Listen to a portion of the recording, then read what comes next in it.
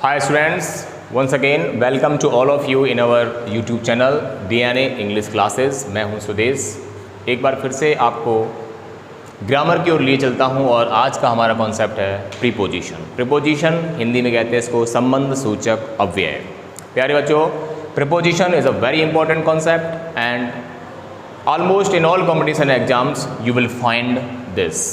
तो प्रीपोजिशंस आपको पता है 5 प्रकार के होते हैं। Simple preposition, compound preposition, phrase preposition, participle preposition and double prepositions.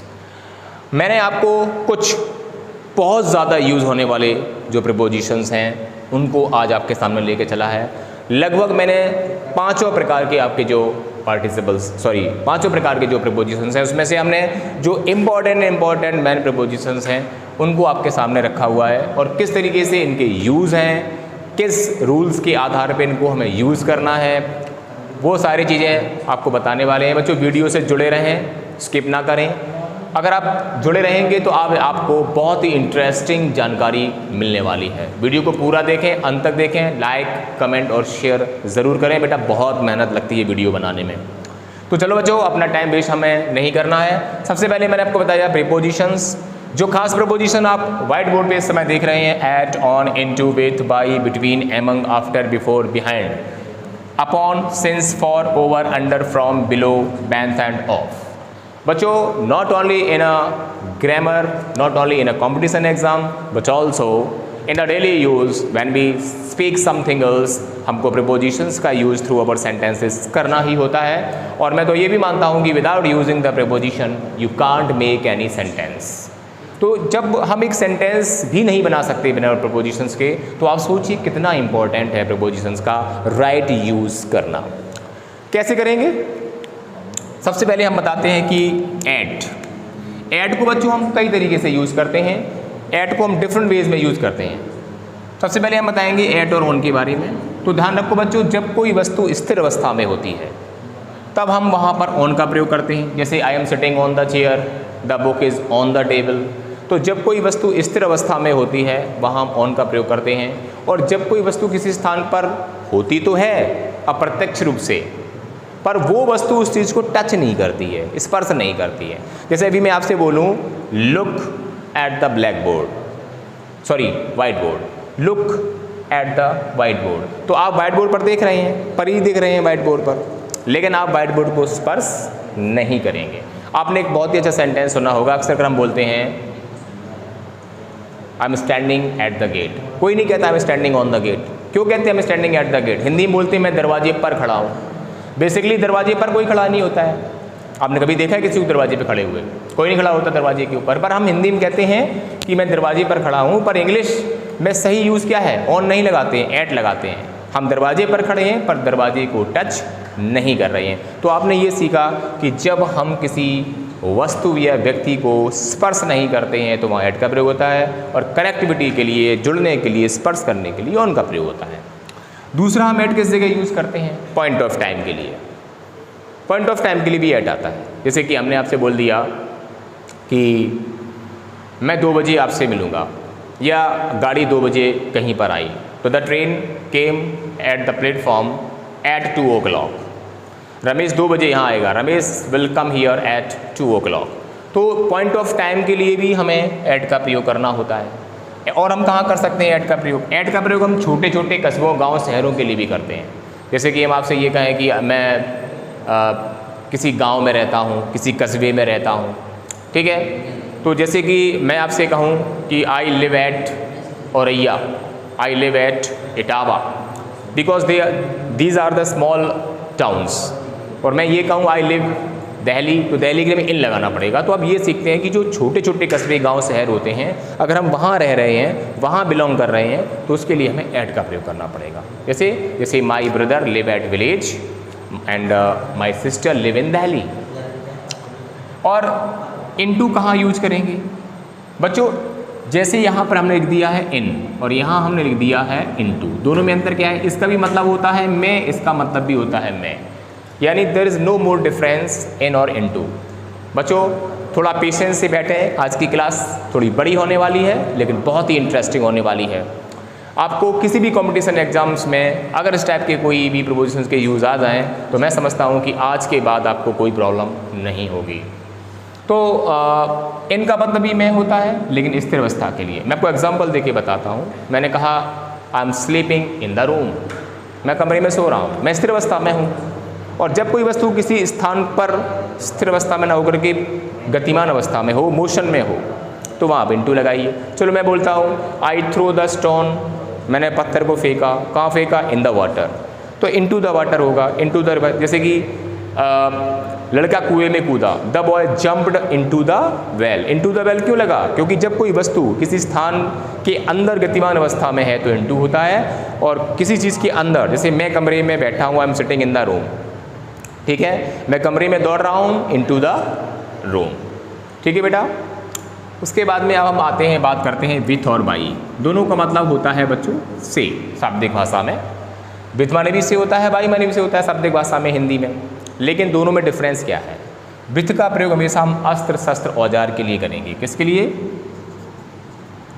अस्त्र शस्त्र और औजार के लिए, ठीक है। जैसे कि I cut the finger with knife, मैंने चाकू से अपनी उंगली काट ली।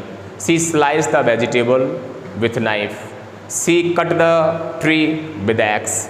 तो जब भी कोई काम आप किसी अस्त्र शस्त्र औजार से करेंगे तो वहाँ पर आपने किसका प्रयोग करना है? विथ का प्रयोग करना है। और जब भी काम आप किसी साधन या सवारी गाड़ी द्वारा पूरा कर रहे हैं, जैसे कि मैं दिल्ली कार से जा रहा हूँ, ट्रेन से जा रहा हूँ, रिक्शा से जा रहा हूँ, तो when ever you will use any vehicles, तो उसके आप बाई लगाएंगे। By train, by Airbus, by train, by car, by motor bike. अब आती है बात बिटवीन और एमंग में क्या डिफरेंस है। बच्चों, जब भी हम कोई वस्तु को दो या दो से अधिक लोगों में बांटते हैं तो वहाँ बिटवीन और एमंग का प्रयोग करते हैं। दो लोगों में डिवाइडेशन अगर किसी चीज़ का हो रहा है तो वहाँ पर आप बिटवीन लगाएंगे, और दो से अधिक चीज़ों में अगर डिवाइडेशन हो रहा है या डिस्ट्रीब्यूशन हो रहा है तो आपको एमंग लगाना पड़ेगा। एग्जाम्पल दे के समझ लो। Divide the mango Ram and Shyam, इस मैंगो को राम और श्याम में आधा आधा बांट दो। जब आप दो चीज़ों को आधा आधा बांटेंगे तो वहाँ बिटवीन होगा। और जब आप बहुत सारे लोगों में बांटेंगे, जैसे कि टॉफ़ियाँ हैं, कोई भी चीज़ बहुत सारे लोगों में, जैसे डिस्ट्रीब्यूट द स्वीट्स, ब्लैंक है चिल्ड्रन, तो चिल्ड्रन बहुत सारे हो गए, तो उसमें एमंग लगाना है आपको। यानी दो से अधिक के लिए एमंग का यूज करना है और दो लोगों के लिए बिटवीन का प्रयोग करना है। और एमंगेस्ट भी होता है बच्चों, बिटवीन होता है, एमंग होता है, एमंगेस्ट। एमंगेस्ट बच्चों हमें तब करना है जब हमें संख्या पता ना हो, जैसे कि भीड़ बहुत सारी खड़ी हुई है, ठीक है, तो वहाँ एमंगेस्ट द पीपल लगेगा। जब बहुत सारे लोगों को आप काउंट ना कर सकते हो, जैसे कि तारों के बीच में चंदा है, तो the moon is amongst the stars because you don't know the numbers of the stars. तो दो लोगों के लिए बिटवीन, दो से अधिक के लिए एमंग। अब आता है आफ्टर और बिफोर। आफ्टर बच्चों क्या है? समय सूचक है। जब भी आप कहीं पर समय की अधिसूचना करेंगे, समय के बारे में बताएंगे बच्चों, तो आपको आफ्टर का प्रयोग करना पड़ेगा। बोला मैं तुमसे 2 घंटे बाद मिलूंगा, कहते हैं ना, I will meet you after 2 o'clock, after 2 hours, after 2 days, after 5 months, तो समय सूचक है। और बिफोर का मतलब होता है समय से पहले। कोई अवधि होती है, अवधि के बाद जो कोई काम खत्म होता है वहाँ आफ्टर आता है, अवधि से पहले खत्म हो गया तो वहाँ बिफोर आता है। और बिहाइंड जो बच्चों होता है इसका मतलब भी पीछे होता है, ये स्थान सूचक है। जैसे कि मेरा भाई मुझसे मेरे बाद आया, my brother came after me, मेरा घर मंदिर के पीछे, यहाँ आफ्टर थोड़ी लगेगा, ये स्थान सूचक है। My house is behind the temple, where is timing is going on, we will use after, where the place is using on, you will use behind. अब बात आती है अपॉन की। तो ऑन और अपॉन में कोई विशेष डिफरेंस नहीं है बच्चों। ऑन माने भी पर होता है, यानी हम किसी स्थान पर स्थिर अवस्था में हैं तो ऑन लगाइए, और अपॉन माने भी पर होता है। अब मैं बात करता हूँ कि Rahul is sitting on the chair, बिल्कुल सही है। और मैं ये बोल दूँ कि राहुल जंप्ड, कूदा है, तो जहाँ आपको लग रहा है गति हो रही है, where there is a motion, तो वहाँ आपको अपॉन का प्रयोग करना है। गतिमान अवस्था के लिए अपॉन लगाइए और स्थिर अवस्था के लिए ऑन लगाइए, लेकिन पर का अर्थ निकलना चाहिए। और जहाँ में का अर्थ है वो मैं बता ही चुका हूँ, गति के लिए इनटू और स्थिरता के लिए इन। अब बात आती है सिंस और फॉर की। तो आपको पता है बच्चों, जितने भी हमारे टेंस के परफेक्ट कॉन्टिन्यूअस के टेंसेज होते हैं, परफेक्ट कॉन्टिन्यूअस के, उन सभी में निश्चित समय के लिए सिंस लगता है। आपने देखा होगा there is a 2 type of time, point of time and period of time. तो पॉइंट ऑफ टाइम के लिए आपको क्या लगाना है, सिंस लगाना है, और पीरियड ऑफ टाइम के लिए फॉर लगाना है। जैसे कि मैं 2 बजे, 5 बजे, 6 बजे, संडे, मंडे, तो आपको क्या लगाना है, तो ये पॉइंट ऑफ टाइम है। मैंने आपसे कहा आप 7 बजे आना, तो आप दोपहर में तो आएंगे नहीं, 7 ही बजे आएंगे, 7 बजे का पॉइंट ऑफ टाइम। मैंने कहा आपसे 2 दिन बाद आना, but you are not certain that 2 दिन बाद हमें किस टाइम पे आना है, so that is the period of time. अब आ जाओ अंडर का प्रयोग। बच्चों अंडर का प्रयोग होता है हमेशा नीचे की ओर।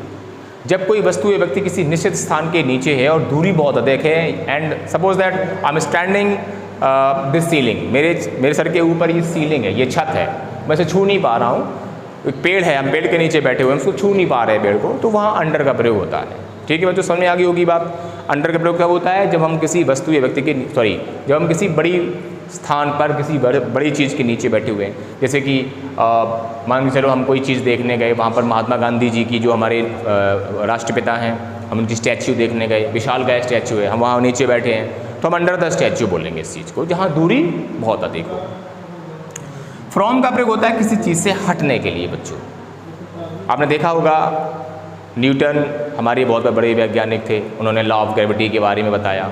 तो लॉ ऑफ ग्रेविटी की जो उन्हें इंस्पिरेशन मिली, वो एक सेब पेड़ से नीचे गिरा, तो उसको देख के उनको लगा, तो जैसे ही जब सेब पेड़ से नीचे गिरेगा, मैंने इसके लिए एग्जाम्पल दिया, मुझे याद आ गया उनके बारे में, मैंने इसलिए एग्जाम्पल दिया कि सेब जब नीचे गिरेगा तो पेड़ से अलग होगा, तो हम बोलेंगे कि पेड़ से सेब गिरा, जब पेड़ से सेब गिरा तो पेड़ से अलग हुआ, तो जब अलग होगा तो क्या का प्रयोग होगा, फ्रॉम का प्रयोग होगा। तो जब भी कोई वस्तु व्यक्ति किसी स्थान से अलग होती है, हम लोग अक्सर बोलते हैं I am coming from Mumbai, I am coming from Delhi, I am coming from my house.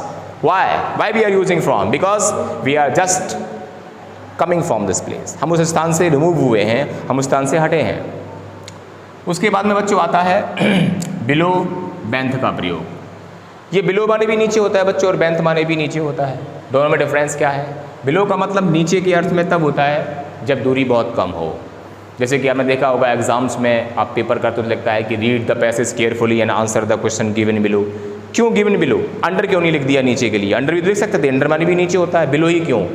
Under का प्रयोग इसलिए होता है क्योंकि जब दूरी अधिक हो, जैसे कि मैं पेड़ के नीचे बैठा हूँ, आप पेड़ को तो नहीं छू रहे, आप अंडर द ट्री हो गया, और क्वेश्चंस को आप जो फाइंड आउट कर रहे हैं, तो जैसे ही आपका ये पैराग्राफ खत्म हुआ, नीचे क्वेश्चन 1 2 3 शुरू हो गए, तो वहाँ पर आपको बिलो का प्रयोग करना है नीचे की ओर।